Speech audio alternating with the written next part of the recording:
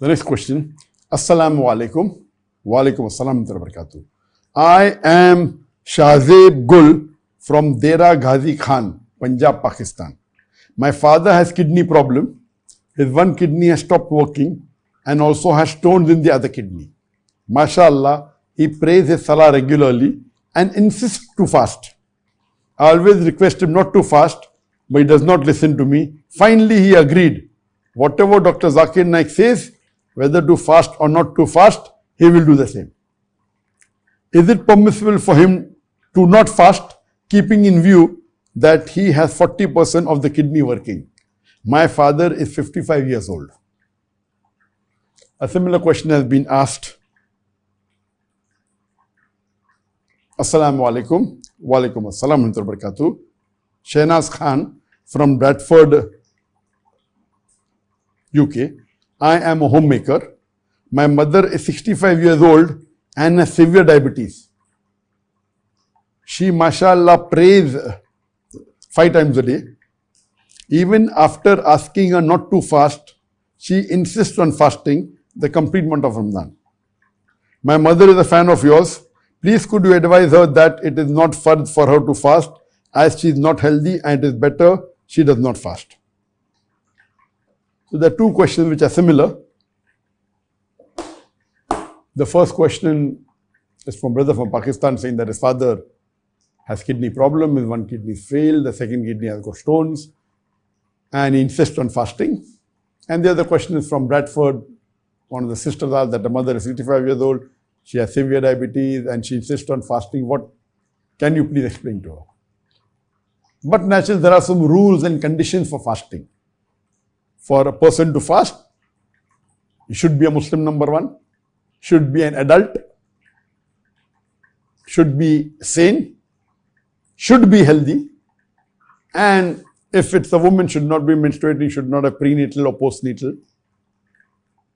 So these few conditions are required. So one of the conditions is that if the person is not healthy, it is not fard for him to fast. So the requirement of the fasting, I've told, should be Muslim, should be adult. If women should not be menstruating and fasting, should be sane. But there are certain exemptions given for fasting. For example, a person is traveling. It's mentioned in the Quran. In Surah Baqarah chapter 2, verse number 185, 185, 6, 187, 188. That if you are traveling, then you need not fast in Ramadan, you can fast later on. Similarly, if you are sick and you cannot do, then you can avoid fasting and fast later on when you get healthy. So as far as the ruling of people who are sick is concerned, if you are sick and you cannot fast, you are allowed to miss the fast which is fard during the month of Ramadan and fast later on when you are healthy. But if you have a health condition which is chronic and it will not at all improve, whether it be chronic kidney disease known as CKD, or maybe severe diabetes mellitus, or maybe terminal illness. So in this case, you need not fast and there can be fidya given. You can feed hungry people. For the full month of Ramadan, you can feed 30 people who are poor and that will compensate for that. Regarding the question asked here, that his father is suffering from a chronic kidney disease, one disease has failed, one of the kidney has failed, has a chronic kidney disease, CKD, and he prays 5 times a day, mashallah, insists on fasting even though his son doesn't want him to. And on the other side, you have in UK a sister whose mother is 65 years old, has severe diabetes, and she too insists on fasting. Can I advise her that it's not required for him to fast? The general ruling in both these cases, because the kidney has failed, it means CKD, chronic kidney disease, and severe diabetes, the ruling is that they need not fast. They don't have to fast and Allah will not question them, and they can feed 30 people for the complete month of Ramadan. But there are some people who, even though they are sick, they may have a higher level of taqwa and they want to fast. Like in traveling. Today traveling is very easy. So though Allah has given the permission that you need not fast during traveling, it's not a fard not to fast. So when I travel, always, the month of Ramadan, easy. The whole atmosphere is there. Whether I'm traveling, and nowadays the traveling is so easy. You're traveling in the plane, no problem, or in the train. Unlike the earlier times where you used to travel on a camel in the hot sun, difficult to fast. Here everything is so easy. In fact, if you tell me not to fast and fast late, it will be difficult for me. Fasting in the month of Ramadan is easy. Everyone is fasting. If you tell me not to fast and fast on the other, it is more difficult. So even if you're traveling, whether in a plane or whether in a car or whether in a bus, it's not compulsory you should not fast. But the rukhsa is given. The permission is given even today. Even if the travel is comfortable and you say you don't want to fast, you are permitted not to fast, but you have to compensate for the fast when the conditions are better. When you're not traveling, that is compulsory. So similarly, if people who are sick, depends upon the sickness. The ruling is that the sickness is very mild and then it doesn't disturb your fast, then you should fast. There's no rukhsa for that. But it's a severe illness where it's difficult to fast, then you should not fast. But yet, some people have taqwa and they are strong and they yet want to fast. So what is the solution for that? So there was a survey done. As far as medical is concerned, if you have a mild diabetes, where you're only on a low level of tablets, then you have to fast. It is not sufficient excuse for you not to fast. So if you have mild diabetes, in which you are taking few tablets of a low dosage, you have to fast. You cannot say I have diabetes, I don't want to fast. No, you cannot.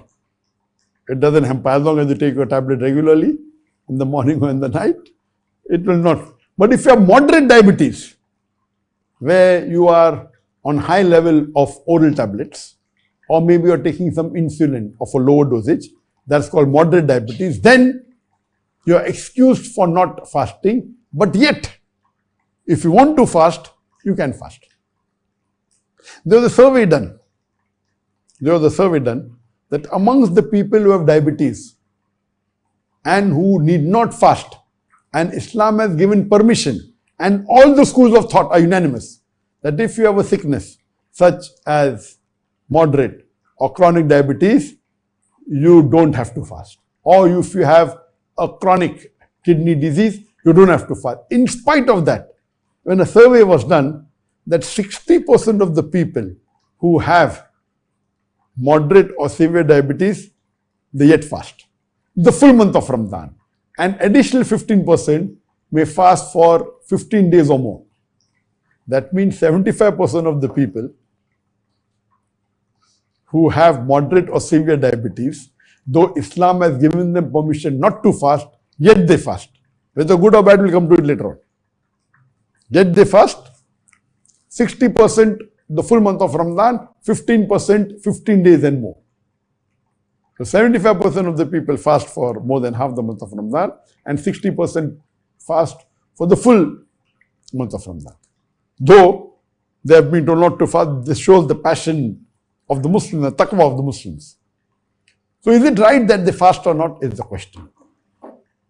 If you have the capability of fasting and see to it that it is not dangerous for your life. Now that is a very subjective term.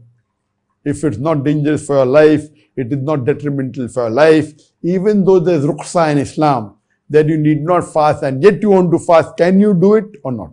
So general ruling, me as a medical doctor, that if you have mild diabetes and if you are on very low dosage of, maybe glucosamine tablet, I feel fasting, you should fast. You don't have excuse not to fast. But if you are on moderate diabetes, talking about diabetes 2, there are two types of diabetes mellitus 1 and diabetes mellitus 2.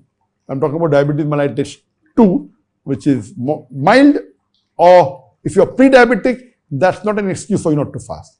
But if you're moderate diabetes, where you're on high dosage of oral tablets or if you're taking insulin of a small quantity, then you can fast if you want to fast. You have been given the rukhsa not to fast. But then what you have to do, you have to regularly keep on checking your blood sugar level. And you have to see to it there are not severe bouts of hyperglycemia and hypoglycemia. that sugar goes up or comes down. If there are too many bouts of up and down, it is detrimental for your health. So if you have moderate diabetes, and if you see to it that you take your tablets before the suhoor, early in the morning, and if you have to take twice a day, you can take it after the iftar at night time, and see to it that in between while fasting, you check your blood sugar. It doesn't go too high, doesn't go too low, then it is safe. If you have severe diabetes, where you're on high dosage of insulin, you should not fast. Yet, if you want to fast, you can do it with consultation of your diabetologist. So if there are specialists in diabetes, he will check everything, and if you insist, I want to see to it that you consult a diabetologist. Generally, the answer is no, you should not fast. It is not Islamically correct. If your life is in danger, you have to fast, it is incorrect. But if you have an expert in diabetes, and if he comes and he tells you that, okay, fine, I'll monitor it and this and that. So the general ruling is that you need not have to fast.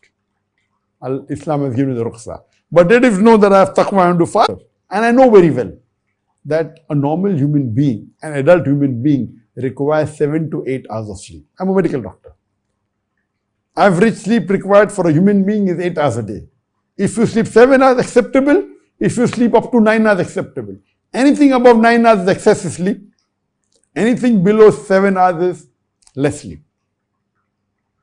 And medical science tells us today that if you sleep less than 6 hours, then 0.01% of the people can function normally.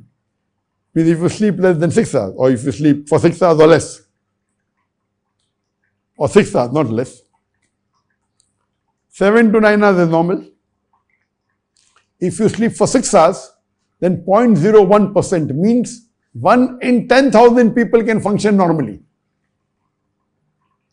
Now, I'm a medical doctor, I know this, and I've said this several times before. I, on average, sleep 3 to 3 hours a day on average. Sometimes 2 hours, sometimes 3 hours, sometimes 3.5 hours, sometimes 4.5 hours. On average, I sleep about 3 to 3.5 hours a day. And this I'm doing since several years. I used to sleep in the medical college maybe for about 4 to 5 hours. And got involved in the field of dawah, it became less. It became 3 hours and then became 3.5 hours. And I came to Malaysia for the first 1 or 2 years, maybe I slept for 1 hour more, but again I went back. On average, I've been sleeping 3 to 3.5 hours on average for the last many decades. Maybe for the last 30 years. Medically, it's abnormal. If you ask me, how many people in the world can sleep for 3 and 3.5 hours and function normally? The answer would be maybe 1 in 10 million, 0.0001%. Or if you say 1 in 10, I'm just saying a figure which is safe. It can be more. 1 in 10 million means there are 8 billion people alive. Correct? 1 in 10 million means there will hardly be about 800 people. 800 people, if I say 1 in 10 million, means there are 8 billion people, we'll have 8,000 million. So if 1 in 10 million means there will be 800 people in the world who can do it. It may be 1 in 20 million with the phone, I don't know, but surely the number is small. And I'm aware that most of the celebrities, whether they do good or bad, it may be Islamic or un-Islamic, they sleep less. Not all, but most of the celebrities who are maybe a very famous actor or maybe a very famous, whatever it is. Not all, but there are many who sleep less and Allah has gifted them. So as far as I know, and my wife keeps on telling me, you should sleep more, and she quotes verses of the Quran that saying that, Allah has made night for you to rest. And then I quote the other verse of the Quran that blessed are those people who sacrifice their bed for Allah subhanahu wa ta'ala. So but generally, yes, Generally, as a medical doctor, 7 hours minimum is required. So I tell my son, okay, fine, 7 hours you should. So I don't force him that, why don't you sleep for, I'm sleeping 3 hours, you sleep for 5 hours. I don't tell him that. I'm a doctor, I know that, yes, if he sleeps more than 8, I may say, okay, 7, 8 is also okay. He sleeps for about 6.5 or 7 hours. Average 7 hours he sleeps, sometimes 6.5. I don't force him that I'm sleeping for 3 hours, I'm young, I'm so old, I'm 58 years old, you're only 29 years old, you're half my age. So you should sleep less than me, no. Medically, for an adult, the average sleep required for a human being is 8 hours. It can vary between 7 to 9 hours. Anything below 7 is abnormal and below 6 is more abnormal. And we know that our beloved Prophet Muhammad, when we read his seerah, even he slept less number of hours. We don't have the exact number in any of the hadith, but when you calculate that he spent sometimes half the night, more than 1/3 night, sometimes 2/3 night, and you calculate, it will surely be somewhere close to between, there is no calculation done, but would be 3 to 5 hours. It will not be, cannot be more than 5 hours at all. Most probably would be somewhere close to 4 hours, but there is no authentic narration how many hours he slept. But what we know from his practice, and we calculate the summertime and the winter time and what time the Isha is and the Fajr is and how much he prayed, etc., we get a rough idea that he might have slept for somewhere close to between 3 to 5 hours, but average maybe somewhere close to 4 hours. So similarly, if you can do it, fine. If you cannot do it, you should not. So this is the guideline that if you are sick and if you're going to cause a problem for you to fast, you should not fast. Now coming to the first question of the CKD, chronic kidney disease. Now for chronic kidney disease, as a policy, it is high risk and very high risk to fast. General statement. But you may be in CKD, chronic kidney disease stage 3, where you can fast with monitoring. Maybe you have to test your levels and see to it that the plasma creatinine doesn't go more than 30% above the base level. And you see to it that you keep on measuring your weight, and they should not be increased of more than 2 kilos in a span of a couple of days. You can take precaution that when you break your fast, there should be more potassium in your diet. See to it that you have excessive water. So these precautions you can fast. You need not. Islam has given you rukhsah, has given you the permission. If you have chronic kidney disease, you don't have to fast. But yet if you insist on fasting, saying that I have the capacity and Allah will help me, so you have to monitor it. And if you have really renal failure, etc., you cannot do without a medical renal team. So if you have mild stage 1, stage 2, okay. But if you have a high stage of CKD, chronic kidney disease, unless you don't have a renal team, it is very dangerous. Please don't do it. So if you want to try it and you said that I have the taqwa, you should have a renal team, you go to a nephrologist. A nephrologist is a specialist on kidney, and take it advice. He will tell you, do this test. Please don't go on my answer, please. The answer I'm giving you cannot say, okay, now Dr. Zakir Naik has said that if I have chronic kidney disease of stage 3, I will test my plasma level, I'll have more water after iftar, I'll have more potassium. Please don't. This is not at all. I'm just giving you guidelines. So don't use my answer as an answer to say that because Dr. Zakir Naik said I will fast. Please don't. The ruling in Islam is you have been excused. So if you have diabetes of moderate level or severe level, you have been excused. Moderate, if you try, you can try it, moderate level of diabetes, by taking precautions and having a blood test. If you are severe, then you have to consult a diabetologist. Same thing with CKD, chronic kidney disease. If it is very low stage, okay, you can, but in chronic kidney disease, at all stages, it is high risk. So see to it, you consult your nephrologist. This answer of mine was to tell you that if you have the passion, if you have the taqwa, yet you have to take precautions. You cannot say that I have the taqwa and then if something happens to you, then it is haram on you. You cannot say I'll jump and Allah will save me. It is suicide.